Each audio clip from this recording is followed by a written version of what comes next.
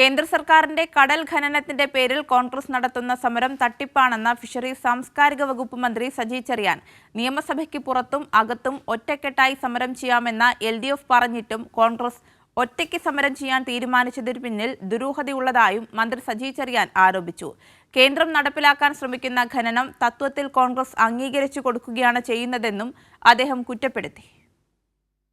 നിയമസഭയ്ക്ക് പുറത്തും യോജിച്ച പ്ലാറ്റ്ഫോം എന്ന ഒരു നിലപാട് ഞങ്ങൾ സ്വീകരിച്ചു. കേന്ദ്ര ഗവൺമെൻറ് ശ്രദ്ധയിൽ വർഷങ്ങളായി ഈ ഭേദഗതി കൊണ്ടുവരുന്ന കാലം മുതൽ ശക്തമായ നിലയിൽ ഗവൺമെൻറ്റും മുന്നണിയും കേന്ദ്ര ഗവൺമെൻറ് മുമ്പിൽ കാര്യങ്ങൾ ധരിപ്പിച്ചിട്ടുണ്ട്.